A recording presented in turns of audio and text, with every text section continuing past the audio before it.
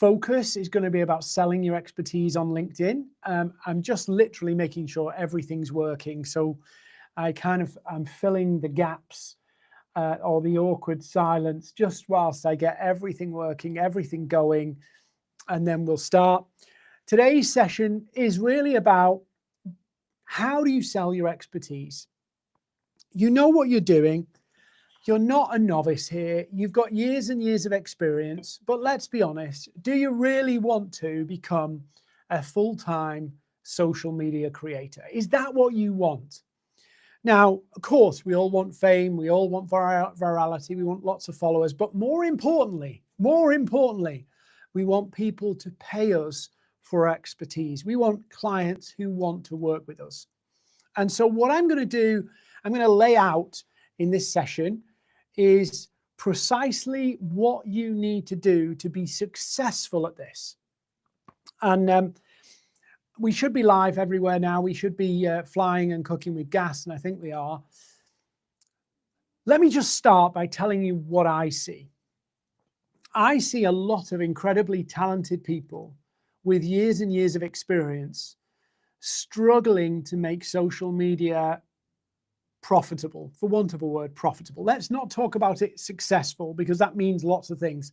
Profitable. In other words, that every amount of time, an hour, 10 hours, whatever you're putting in, you're actually getting the money back out.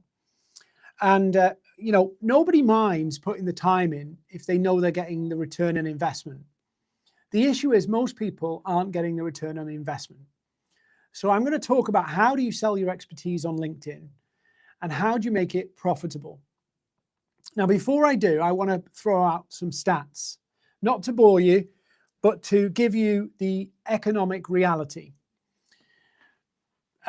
If you're trying to be a creator on social media, so a full-time creator, putting content out to make money. So that might be courses, it might be coaching, it might be sponsorships. That is a totally different business model than most people who are trying to use social media. So there are two business models really on social media. One is where you basically sell attention or you make money from having the attention. The other one is where you're using it to actually market products and services. Two different business models. Why am I telling you this? If you want to be a full-time creator, on average, it will take you 17 months. This is not, by the way, Dean's stats. These are Goldman Sachs. You can search them, look them up, or you can message me and I'll send you the sources.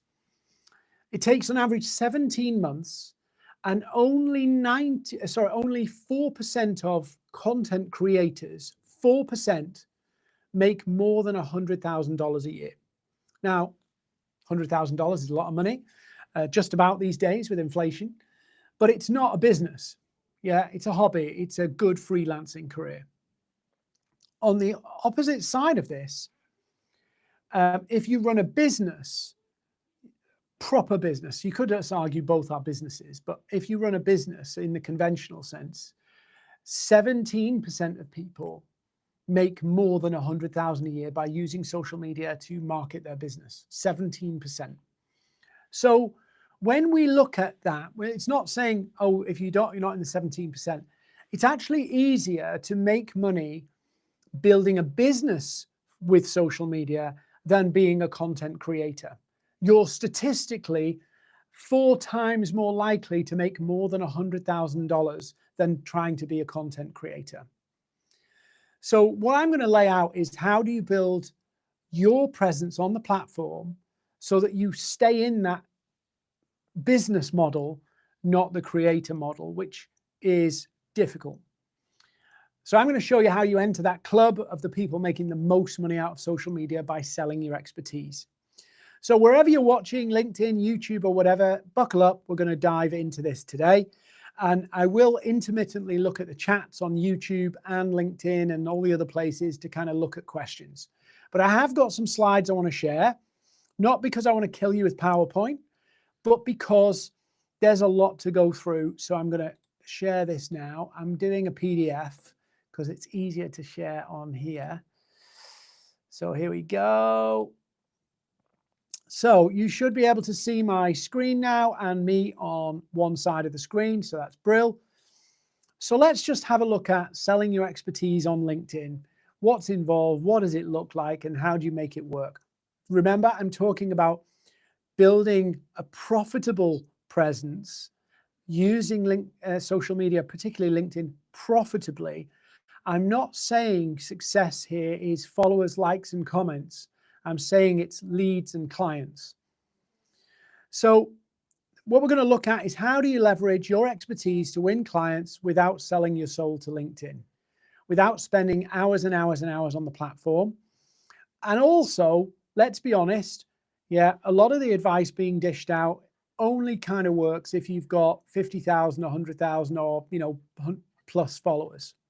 The idea that you go viral and all the leads come to you, it's perpetuated on social media because it is something that's easy to sell. If an influencer can sell you, if you go viral, you'll make money. It just so happens they've got a course on how to go viral. So, and without paid ads, because, LinkedIn has really good targeting, but ads are really expensive. And so, your cost per lead can be 300, 400 pounds. So $400 or $500 to get a lead. So, okay, let's just look at what we're going to do. I'm going to walk through just an intro to me, because some of you watching this may have never met me before, really quick. An intro to what we're going to cover. 7 reasons why people buy from experts. You need to know these reasons, because if you don't know these reasons, you don't know why people will buy from you. How people choose an expert, why you need to sell high ticket, and then 1 simple strategy to sell your expertise and a system to do it.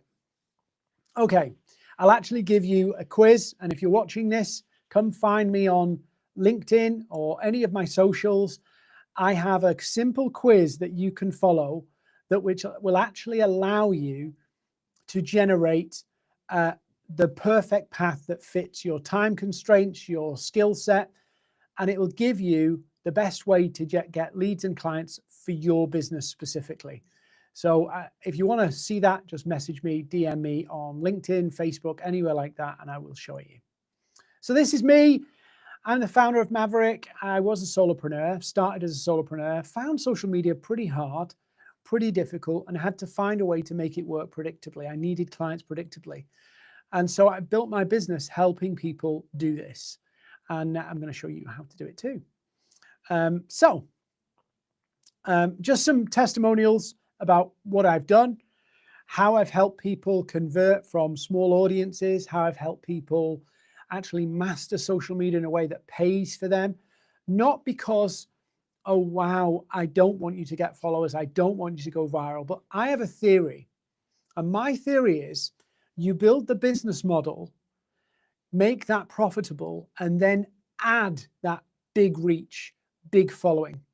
I think if you can make an account, if you can be profitable with 500 followers, then when you scale up, you're going to be amazingly profitable. But I've seen people do it the other way around, a lot, in fact, 96% of creators, in fact, where they go big, they go broad, they go for the following, the virality, then try to pivot that to actually make money and fail and struggle. And there's a really famous example of this a few years ago, an Instagram influencer with 200,000 followers, sorry, 2 million followers, and decided to launch her own brand of t-shirts and couldn't even sell 16. Like couldn't sell 16 t-shirts with 2 million followers. So I'm in the camp where I say profitability first, a system that works, and then scale it, not the other way around. And I realize that's not popular. I realize that's not the most sexy way of doing it, but it does mean you can invest into social channels from a position of it's already making me money, rather than this other way around where you're investing and don't know if it's going to pay off. So start from zero-based thinking. In other words, I'm going to think, what can I do now with what I've got, make it work, make it financially viable now, and then I can put all the bells and whistles on it to make it work. And I think that's the best way to approach this. So just who's this for? Business owners, solopreneurs. This is probably not a session for salespeople. Or if you're looking for quick fixes, like if you want to just go viral and think it'll all sort itself out, just leave now, basically. Yeah, this is for grown-ups. This is for people who want to build a system, build a business, not actually just go viral and have a dopamine hit. You know, I'm tiring of that. You know, maybe it's because I'm a bit older. I'm in my 40s. I'm like, I don't care about that so much. So it's for the people who want to see the benefit of social selling, but are struggling with time. They don't want to spend all their time on the platform. And they don't, you know, maybe you're uncomfortable with pitching people and, you know, cold outreach. If you're good with cold outreach, maybe you don't need this. But if you're uncomfortable with it, this is a way to have better conversations, warmer conversations. So let's get into this. I don't want to waffle on for ages. I just want to make sure and make clear who this is and isn't for, so that we're not wasting a ton of time here. So clients run, and you need to understand this, right? If you understand, let me just back up a minute.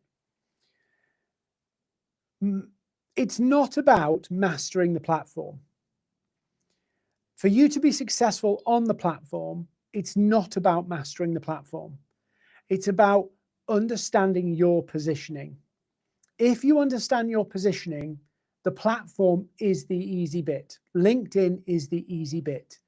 If you don't understand your positioning, LinkedIn will be tough. So clients run to experts and they avoid salespeople. Just remember this. They will run to people who they see as trusted experts, and they will avoid salespeople. It's human nature. They will go to the people who they believe, they think, have the best solution to the problem. So why do people need experts? Why do people need your expertise or knowledge? Right? And it's really important you get this. I am going to teach you to suck eggs, but this process that I'm going to take you on, teaching you to suck eggs, will actually change your business. It will make you think differently. And if you think differently, you will approach LinkedIn differently. If you think more clearly, you will approach LinkedIn more clearly, and you will get better results. So why do people need you? Why? You've got all this experience, all this knowledge. Why do people need you? They've got a problem. They've got a problem. They've got a goal, a target they want to achieve. They've got something in their minds they want to get to. They want to resolve, fix, attain, whatever. Something in their mind. It's quite tangible in their mind, right? So you can't sell to somebody if you do not understand what problem they've got or what's in their mind of where they want to be. That's number one, right? So if you haven't defined that, what problem am I solving? What outcome or objective or goal am I helping people achieve? How do you communicate your value? That's the valuable bit for them. That's the most valuable bit. Then that's the first one. The second one is they want to get the benefit of your experience. They want somebody else to guide them. They want the reassurance of somebody else has been here before, right? They want that. Is this the right way to go? The benefit of your experience. Without that, they're just guessing, right? They're guessing. So they want to take some of that guesswork away. Then they want to solve it quicker, right? So if you think about these and write these down, this is like a tick list. If you knock these down, these are the reasons people will work with you. If you're not thinking this way, you're making it harder for people to buy from you. So they've got a problem. Yeah. They want to get the benefit of your experience in their business or in their life or whatever it is.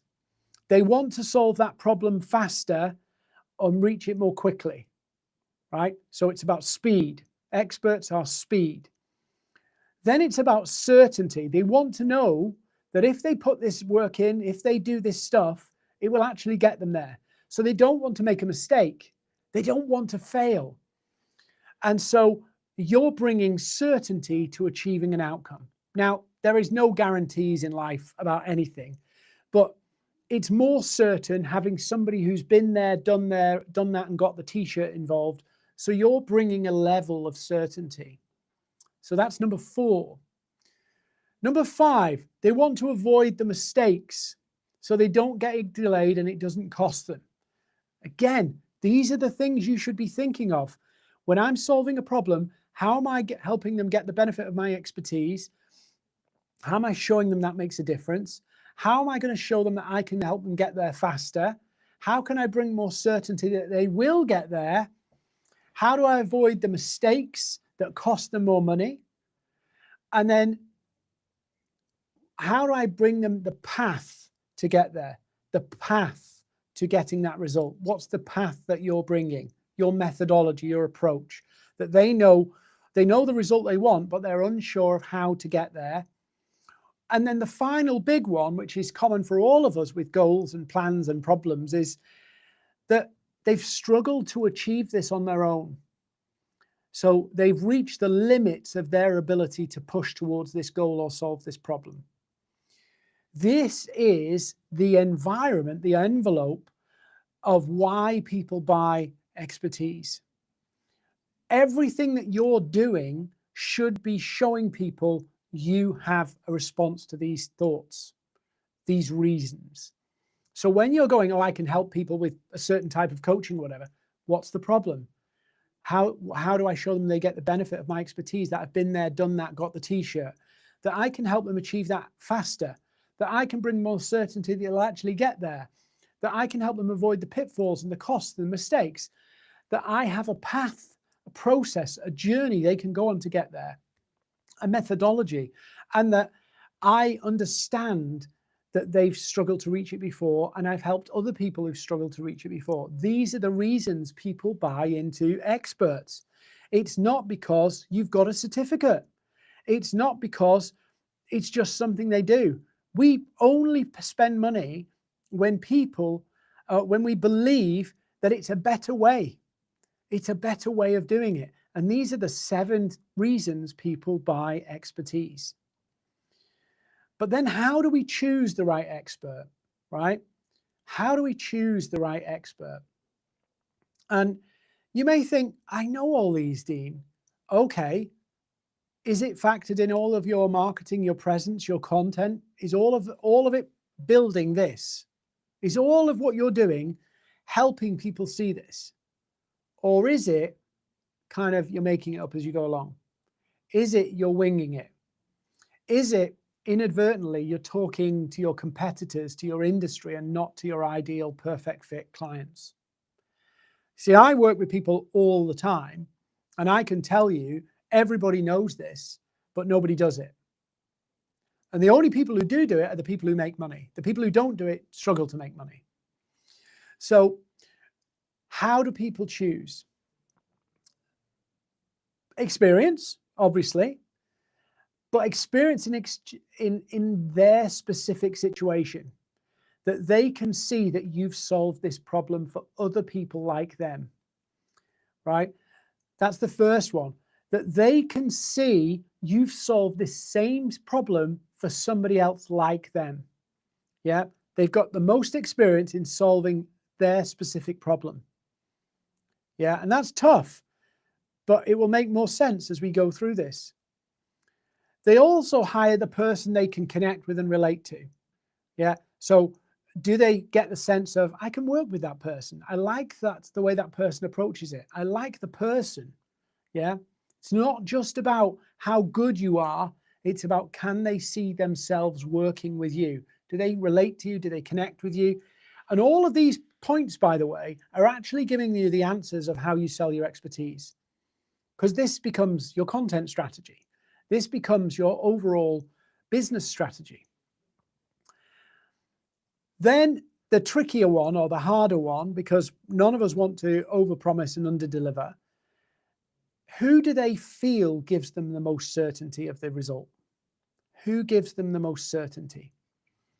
So there are lots of things that you can do around that. It doesn't have to be like money back guarantees, because I question a lot of the time money back guarantees. But it can be that you will give them an outcome guarantee where you will work with them till they achieve it. Sometimes I get people on my accelerator program and they've never even sold anything on social media before. Never. Yeah, it's all been referrals. And so sometimes I have to spend a few months with them figuring out what they actually want to sell. Because they can sell so many different things, they're not sure what to lead with. And they've never developed out like their offering to sell to a cold audience, if that makes sense. And so sometimes I will work with people in a longer, more extended way because they've never sold anything online before. They've been selling through referrals, which is brilliant, but it actually makes it a little bit harder in some senses. And so they've got a lot of prep work to do to actually refine what they're doing to take it to market. So can you give people some certainty around the end result? So with me, if they come on board, and they've not got something to sell right now, or it's not tested in the marketplace, maybe they've never sold it before, I will work with them for longer because I know that they're going to spend 3 or 4 months trying to figure that out and test it out so that they know what they're actually going to sell. So how do you give people more certainty?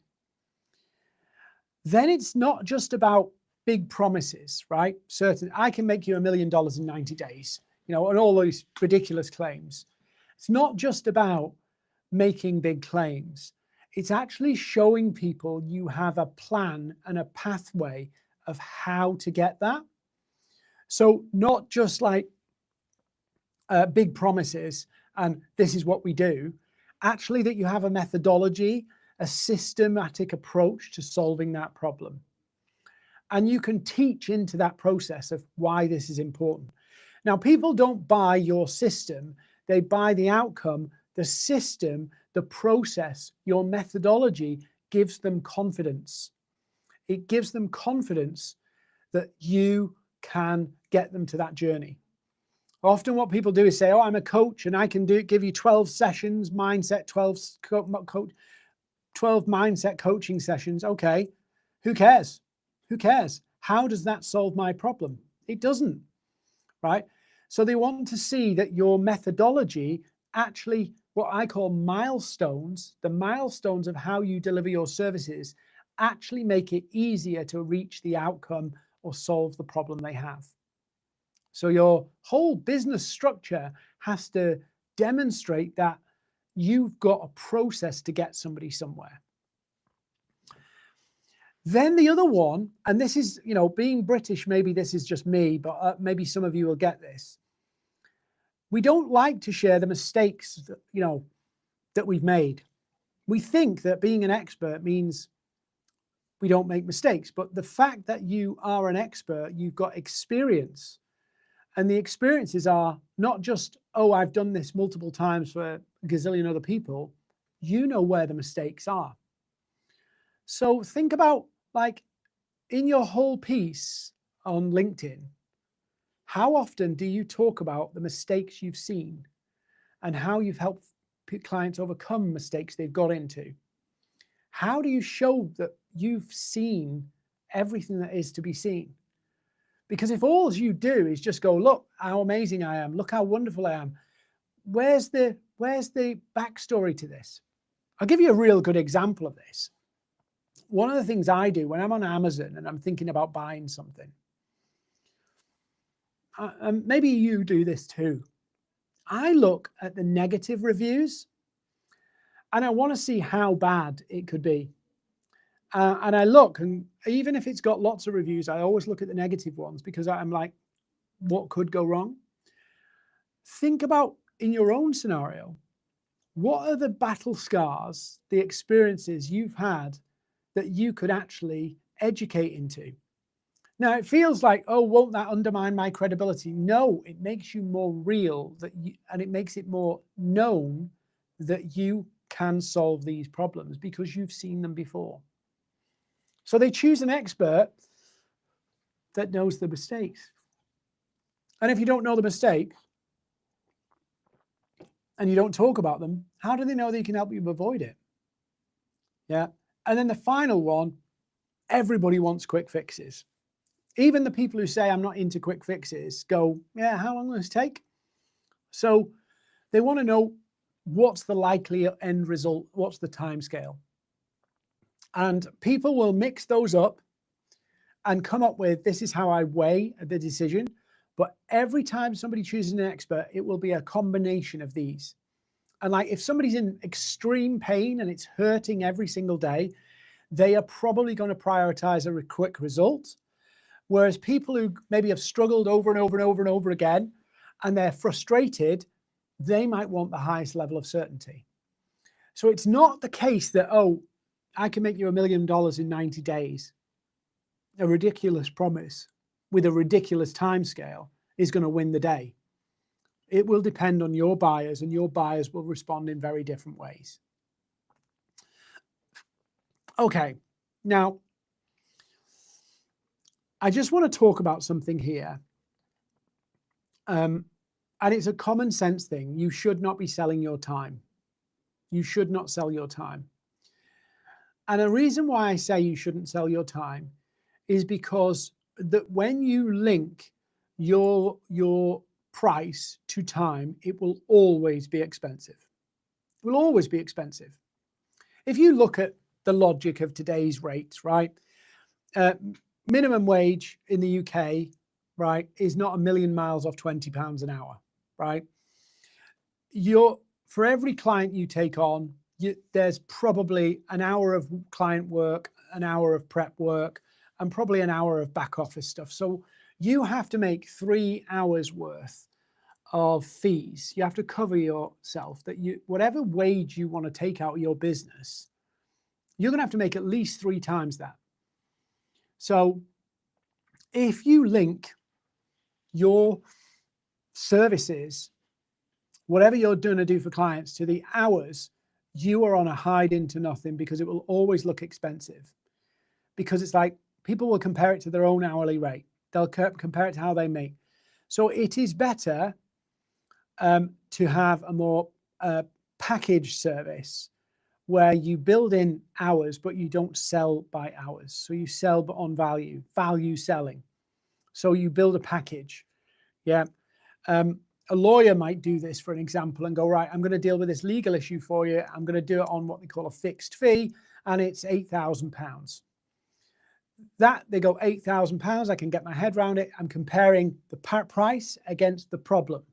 I'm not comparing my price against the price against the hours. Yeah. If a lawyer says to me, Dean, I'm going to resolve this issue, it's going to take 40 hours, and I'm going to charge you £150 an hour, I will be fixated on that £150 an hour. And I will think it's expensive. But if I go, Dean, you've got this legal issue, it could cost you £50,000, or it could cost you £85,000 in, if you lose this case, it could cost you £85,000. I'll deal with the whole thing and defend it for you, or I'll take it on for you, and it's going to be £8,000. I see that completely differently than if you say £150 an hour. So packaging what you're going to sell into one high ticket offer matched against the value of the problem is the simplest way to do it. If people have got this problem, this is what you tie it up to. And you've got to sell high value. You've got to sell on value, because if you are selling time in some way, what you really have to think about, is you can't be doing billable hours 40 hours a week. You've still got admin, marketing, operations, all that kind of stuff. So it's unrealistic that even 30% of your week could be billable hours. It's unrealistic. So you have to kind of work on, if 10% of my time has to make 100% of the money, the only way to do that and do it reliably is to package and sell on value. So if somebody's got a problem and it's going to cost them a lot of pain and delay them, weigh up how big of a problem that is and match your services to the value of the problem rather than the hours it takes you to fix it. That means then you can spend less time marketing. It's just odds, right? If I charge £1,000, right, and I need to make £2 grand a week to, live, right, and I charge £1,000, I need 2 customers a week, right? Simple maths, right? 2 customers a week, every week, without fail. Okay, what if I charge £5,000? I need 2 customers a month. So now I've got a whole month to service 2 clients and get 2 more clients. Very, very simple. So the more you don't sell value, the more you don't sell and package up what you do, the harder the marketing becomes. You have to market yourself harder. You have to promote yourself more effectively. You have to play a volume game. All of that stuff starts to kick in.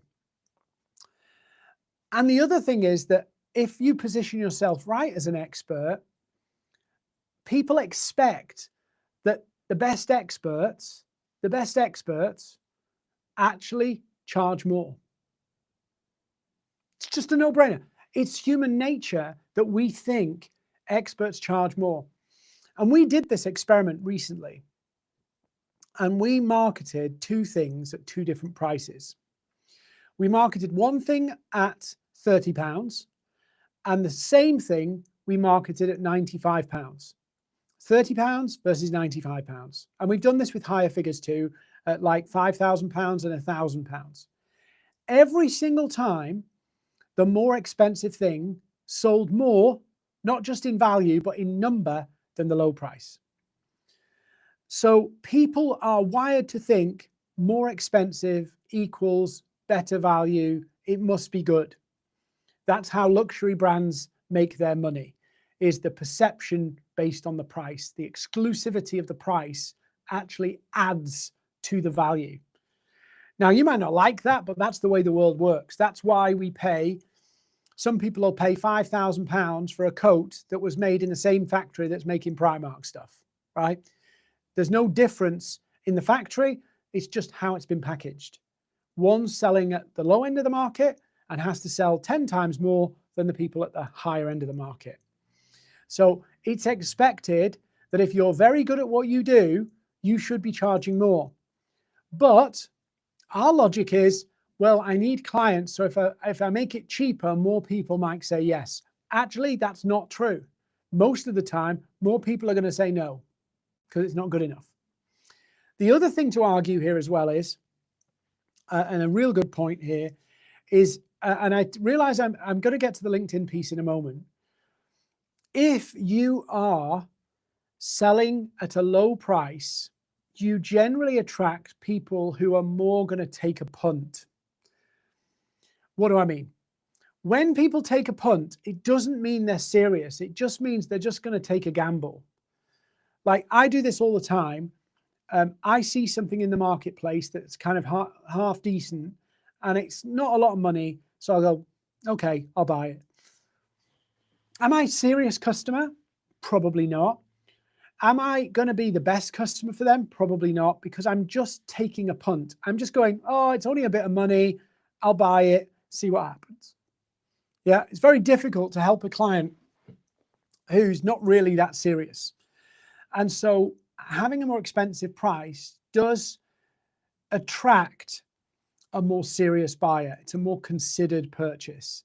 And so you generally get more buy-in from the client. I know when I used to sell some programs and things at like £200 and £300 and £500, people would just buy it and never log in. I've got a stat of people who've bought it, they get the email with the reminders to log in, and they don't log in. So low might sound like a great problem to have, you know, people buying something and never actually using it or logging in, but it's not, it really isn't. Because, and you know, a lot of big people who make courses know this, that basically, 94% of people who buy online courses never actually watch the course. They never complete the course modules.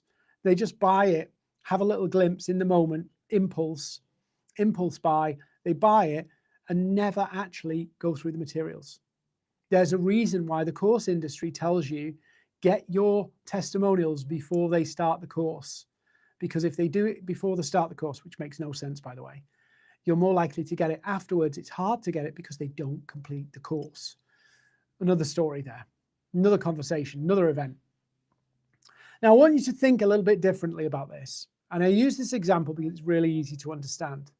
Specialist versus generalist, right? And think about this in a medical context, but I'm going to take it one step further.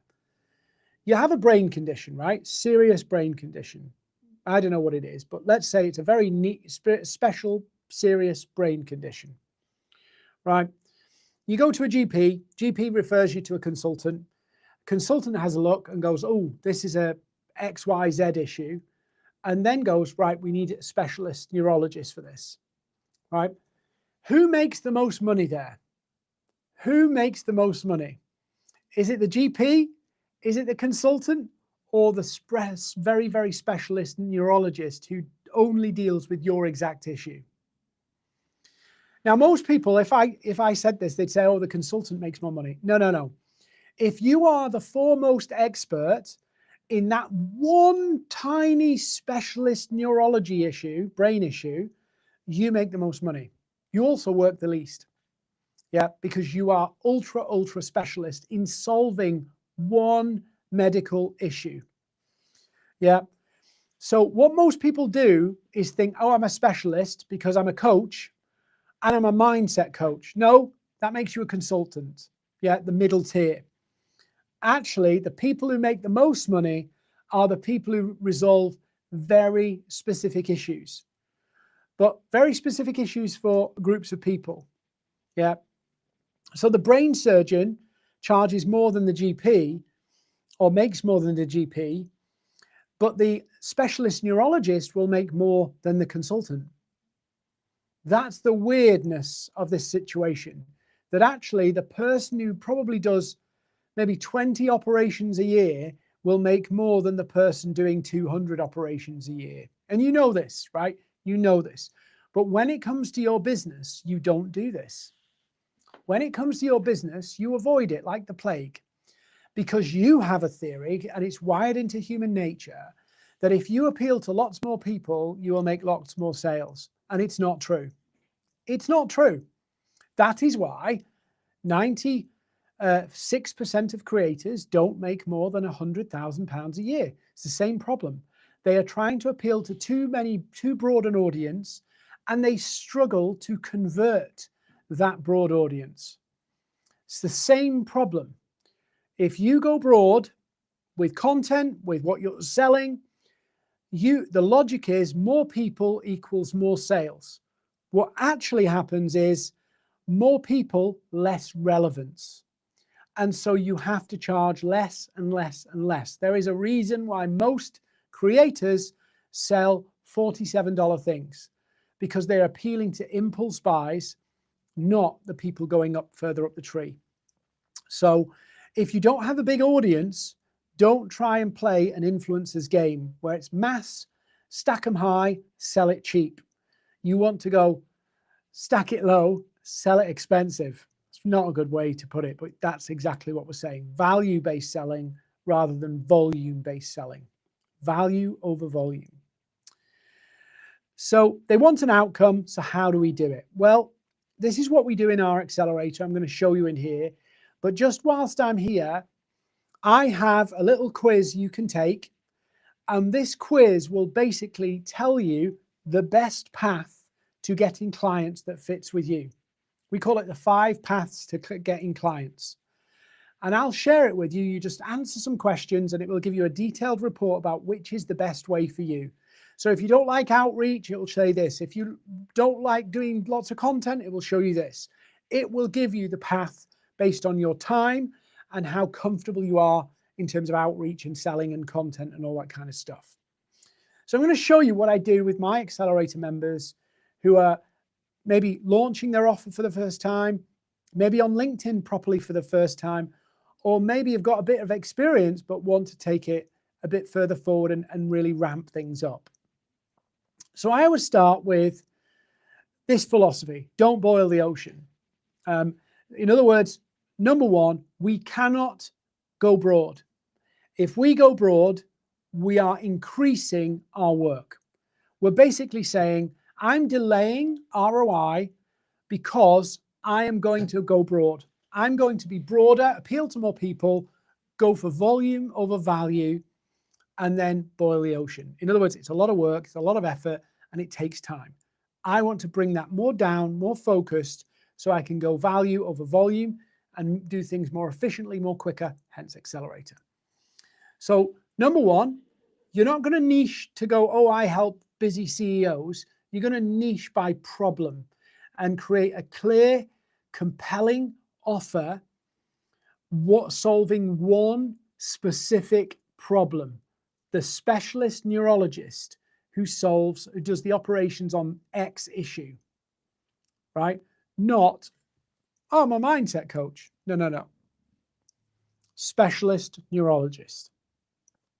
And you're going to package up. I can solve this problem. This is how much it costs. This is my methodology. This is my process. This is how it works. Done. Right? Now, as part of that process, you're also going to test this against who is the audience who not only has that problem, but has the ability to invest and pay for that problem. Who does it hurt the most and who can pay for it? So for an example, if I've got a £5,000 program or a £10,000 program that helps start up businesses, and I decide to target businesses that are what they call a bootstrapping, right? I'm got a cat in hell's chance of getting them to invest £10,000 because if they're bootstrapping, they probably don't have the money to invest. They might resonate with the problem. They might go, Dean, that's exactly what we need, but I don't have the money. So we're looking for an audience who values the size of the problem, but also has the means to invest. And what most people do is they never do this and never go one step further. Can I find them? And this is really important for LinkedIn because if you can't find the audience, you are 100% reliant, 100%, you're putting all your chips on, can my content, will the LinkedIn algorithm help them see it? You're putting all your chips on the algorithm. We cannot do that, right? Algorithms are fickle. They change, and we cannot rest and build our business on a platform or on a method of distribution whereby our whole business rests on being in favor with a company in California that cares shit about you, right? So clear and compelling offer, high value audience, can you find them? Yeah, because if you can find them, then it builds a more sustainable business. You've got control. Then, now we know the audience, we know what problem we're solving, we've tied all those two together. All of your messaging, content, profile, everything you're doing, everything, messages, content, profile has to dial into that. Everything. Yeah. So in other words, if that high value, high intent person lands on your profile, they get drawn in. Not, I don't know what you do. If they see your content, they know it's for them. So we're playing a value and a resonance game over volume and reach. Value and resonance rather than volume and reach. So that means value and resonance means you can convert off a much smaller audience. Reach and volume means you have to convert off a much bigger audience. So you can see quite quickly how if you're sat there with your 500 connections and you try and replicate what influencers do, you're not going to make it work. Most of them can't make it work, let's be honest. You're not going to make it work. So your magnetic message becomes very, very important in terms of volume and resonance. Yeah, so that the right people see your stuff and go, that's for me. It hits them. So that's all good, right? Most people don't do that. what we've just done, most people aren't doing. So if you go away from here, maybe you watch the replay and you just do this first half, you will see increased results, better results from LinkedIn. But the big bit that we're going to tackle now is the system piece. The system piece is the bit that most people are failing at. Even the people who've got everything else dialed in. What is my day-to-day process, whether that be I've got 15 minutes today or 50 minutes? What's my day-to-day process to get leads? What do I do each day? Not what do I do in one big burst of energy and never touch it again. What can I do each and every day? A simple, repeatable thing I can do each and every day, doesn't suck up all my time, that will actually build my business. And I'll just give you another example of this. I went into a company, architectural company. They brought me in to do a strategy session with them. And they were on some major projects, but in the next 3 to 6 months, those projects were going to come to an end and they had nothing in their pipeline. Nothing. And they said to me, you know, we've been really busy. We've got nothing in the pipeline. And I said, okay, you're going to have to put in place systems to generate leads consistently, whether you're busy or not, even if that's 15 minutes, because you do not want this kind of up and down yo-yo where you're panicking and you throw money, throw effort to plug a hole. You need that flow, that level, yeah, baseline, where you know you've got stuff coming in. If you've got a baseline of leads, of flow, yeah, you can pick who you work with and who you don't. If you don't have that, you have to take whatever comes your way, or you cut your cloth, you trim down. Now, this company, I gave them a plan that only required them, it was like 2.5 hours a week, right? But because they didn't carve out that 2.5 hours a week, guess what? They didn't have to be all in one day. Guess what? They were going, we'll start next month. We'll start next month, until 3 months down the line. Oh crap, one of our projects has just finished and we've got nothing else. Then came, Dean, we need to do something now. Throw money at it, throw money at it, throw money at it. Worst mistake. You need a system. And what I'm going to do, I'm just going to share a link in a second. I'll put it in the chat, but what I will do as well is I'll message you and show you it, or you message me and I'll show you it. So you need a system that doesn't consume your life, of course. We don't want it consuming your life. We don't want you sat on LinkedIn for the next 3 months or 3 years, right? But you do need a system to actually convert people. And if you don't have that, you're done. So what I'm going to do is I'm going to put it in the chat on YouTube. I'm going to put it in the chat on LinkedIn. And I'll look at the chats in a second. This is a quiz that you can take, and you can take it right now if you want to, or you can do it later. There we go. I've put it into the chats here. So it's in the chats of both YouTube and LinkedIn. I'll follow up with people later. But this is about building a system. And without this system, yeah, you will struggle.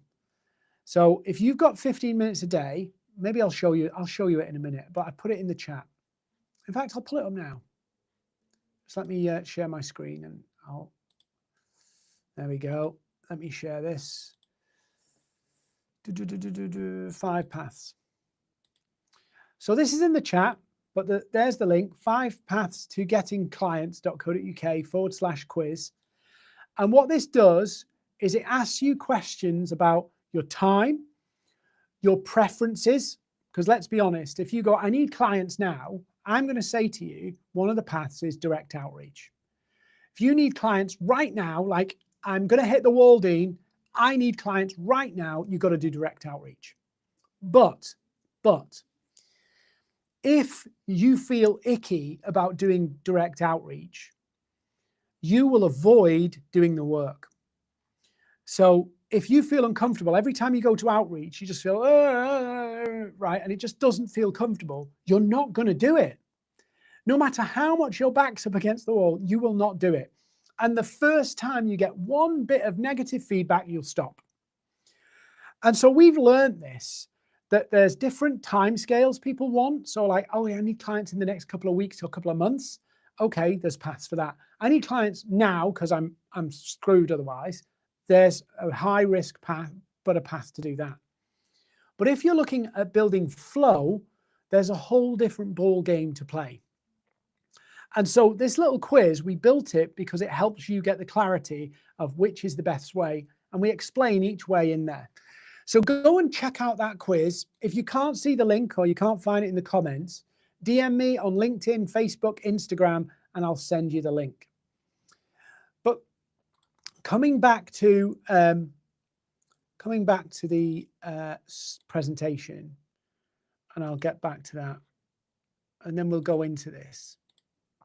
You need that system, right? So that's what we're talking about, a system that sells.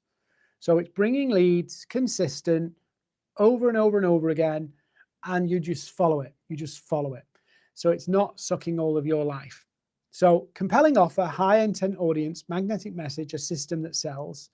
And I just want to talk to you about that system that sells. And if you want the audience, let me just give you one that I do. I have a newsletter. This is a big one. Lots of creators are jumping on from LinkedIn and building this because they've suddenly realized, oh God, I built my whole business on an algorithm. I'm fucked. Oops. One of the simplest things you can do is grow with exactly the right people. Start growing your network with exactly the right people, and then give them taster ways to get the value. That can be a newsletter. That can be events like this. That can be a lead magnet. You pick the path that works for you. Give them a taste of the value and then follow up. Just follow up. It's a real simple process. Just follow up. I showed this to somebody this morning, how I was getting 10 to 15 subscribers to my newsletter on LinkedIn, not my Substack newsletter every day from LinkedIn, come what may, irrespective of how well my post did, and then how I converted from my newsletter. I've shown you, maybe you've been to some of these before. I've shown you how you can convert from events like this. I've shown you how you can convert from direct outreach. There are loads of different ways to do it, but you have to work a system. And I have a Canvas planner for that. I have resources for that, and we teach it in our accelerator. Let me just flick slides, which is why people get results. You know, events are a great way. You've got some testimonials on their screen. 8 people messaged somebody after the event and 2 comments asking to speak. You need conversations with people who need your help. If you want to get clients, you've got to find people who don't, and take people through a journey. If they see the value, they've tasted the value, and they see, oh my God, where could I be if I bought in with you? Where could your perfect fit clients be if they bought in with you? Where would you be? And if you've been winging it, right, you need a system. You need a journey and a process. Yes, you need an offer, you need an audience, you need a message, all of that stuff. But fundamentally, you need a system to go, these people don't know me. They don't have a clue who I am. That they've gone through, I've tasted some value. This person has something to offer, and I want to take the next step.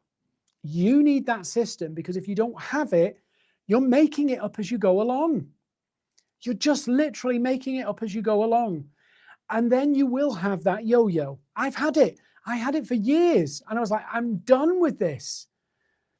And I had to kind of come to terms with, I can't keep dabbling. And let me say it another way. You cannot basically wing it and get predictability. You can't get consistent results by being inconsistent. You can't get stability without being stable. You have to model the behaviors and the decisions that you want to basically impact and knock on and build the business you want. So if you're working and flogging yourself like a dog for no money or hardly any money, or you're seeing other people make more money and you're flogging yourself like a dog, right, to get not even the same money as other people are making, you have a system problem. You have a strategy problem, not a LinkedIn problem. Yes, LinkedIn will manifest it, but I've seen this before. A lack of clarity at the top filters down to a lack of clarity on LinkedIn. So sure, there's 5 paths that you can follow, 5 paths to getting clients. The link to do the quiz that will explain them all is here. Yeah, you can literally just go in, answer the questions, and it will go, Dean, your best path is events. Dean, your best path is a newsletter. Dean, your best path is hyper-targeted outreach. Dean, your best, and then you click those links and it tells you all about it. And we did this to give people the clarity of, I can't just keep going around making this up as I go along, buying course after course after course, getting into one tactic, ditching that tactic, doing another tactic, trying to talk to this audience, then that audience, change to this audience, that audience, see it all the time. You're not going to get consistent results from doing all that stuff.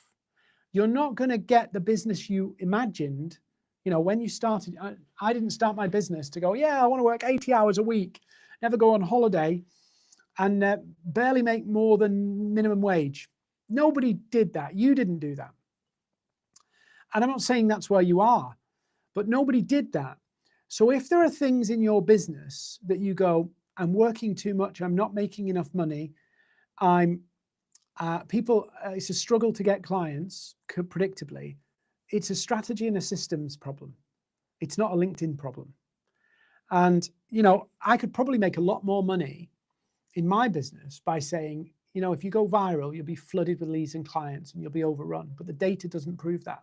The data, well, Goldman Sachs, all of the social media, reputable social media survey and statistics people do not support that that works. But you can grift on that saying it works. You can make a good grift saying go viral and all your problems will be solved. And it feels good. It feels good. Let's be honest. Going viral massively helps my ego. I love it. Getting followers massively helps my ego. I love it. Right? You love it too. But it's not going to build my business. And I have to kind of reconcile that this is the stuff I do, the virality, the followers, all that stuff. That's what I do to build my brand. But to actually make money, I need a system to take people from they don't know me to they want to buy from me. And I can't control virality. I can't control who sees my content. I can't control how many followers I have, but I can control how I convert people. I can control people coming into my system, going through it and coming out as leads. I can build that. And it's not complicated. So what I want you to do is take the survey. Take the survey. It's in the comments of the YouTube video you're watching, and it's in the comments of the LinkedIn video or LinkedIn Live you're watching. Take that survey, but I want to just draw your attention to one final thing. Yeah, and here what I'm doing, by the way, is I am teaching you the stuff that actually is going to make a difference in your business, not the stuff that actually you want to hear. Probably you want to hear that there's a secret methodology, there's some secret gadget you didn't know about, and if you just do the secret gadget, actually it will all come your way and it's all magical and wonderful. We all want to hear that, right? You need to understand why people need you. What's the problem? Why do they want the benefit of your experience? They want to solve it faster. They need certainty. If you just go through these slides and go, okay, what does my service, what problem am I solving? Why do they need the benefit of my experience? How can I help them solve the problem faster than on their own?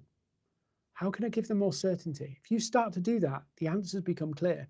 Great saying by, I think it's Albert Einstein. If you understand I'll paraphrase it into, if you understand your perfect fit client's problem well enough, it will yield half the answers. He said, if you understand a problem well enough, it'll give you 50% of the solution. 100% agree with that. You think currently you're chasing that there's a solution on LinkedIn.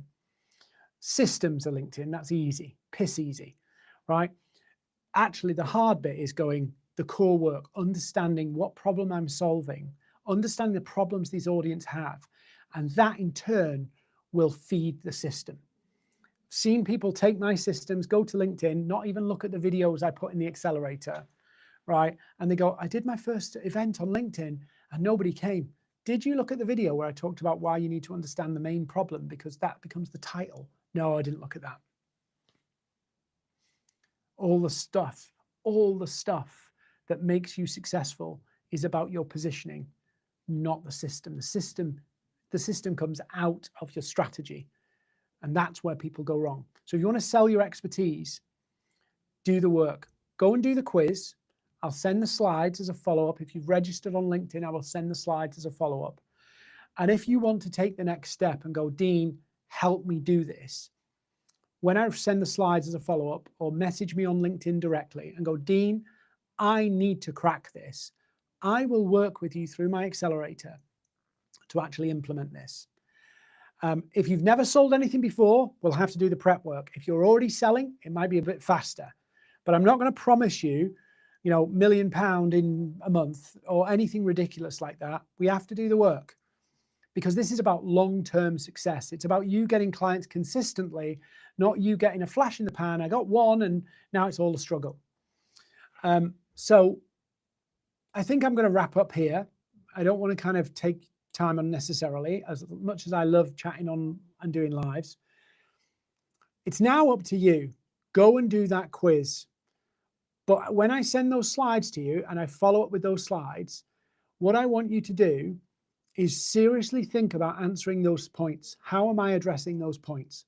But the very act of you doing that will give you way more clarity and will reveal half of the things that you need to do to actually sell your expertise on LinkedIn. Once you've got the quiz, you'll actually know the 5 paths.